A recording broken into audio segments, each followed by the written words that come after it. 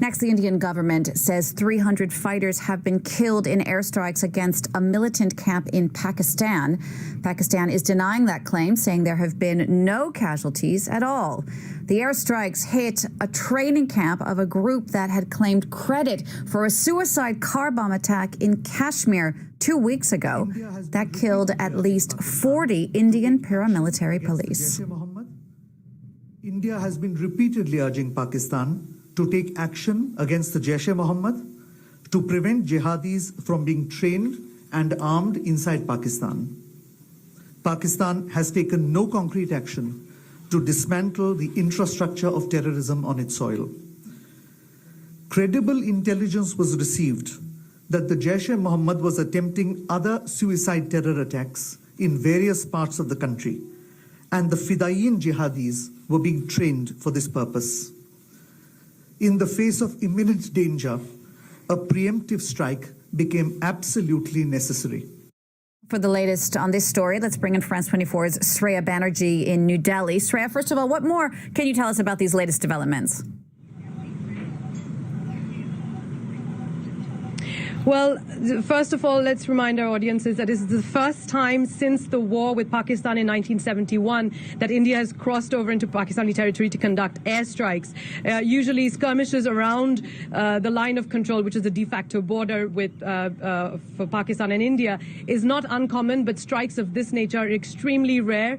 As you heard the Foreign Secretary over there, he did say it was a preemptive strike, and he did say that that these militants from the Jaish-e-Mohammed, which is the group that claimed the attack that took place earlier this month in Kashmir, that they were planning other attacks on Indian territory, and Indians are claiming that 300 odd militants were killed in this attack.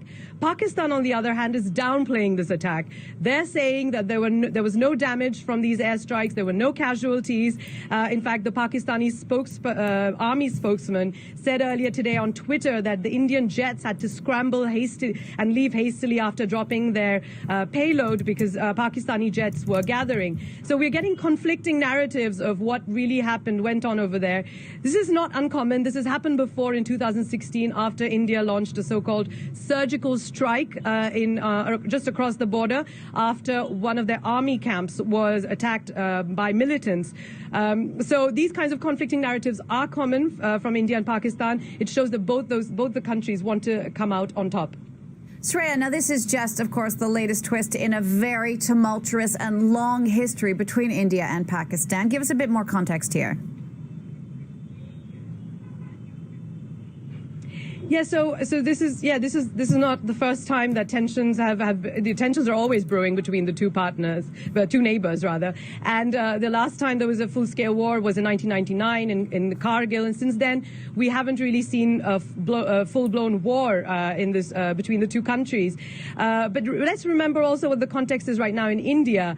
There are elections coming up in a couple of months. Prime Minister Narendra Modi has been under tremendous pressure to respond to the attack that claimed the lives of 44 people in Kashmir, in one of the deadliest attacks in Kashmir in decades. So people have been congratulating him. People have been congratulating the Air Force, and even all political parties have been united in saying that this was the right thing to do. But what's worrying now is Pakistan will probably respond to this. Prime Minister Imran Khan last week did say that if India did target Pakistan, the country would retaliate, and we don't know what that response will be, but it's certainly worrying, this escalation of tensions, because remember, both those countries are nuclear powers. Shreya, thank you so much for that. That's Shreya Banerjee reporting for us from New Delhi.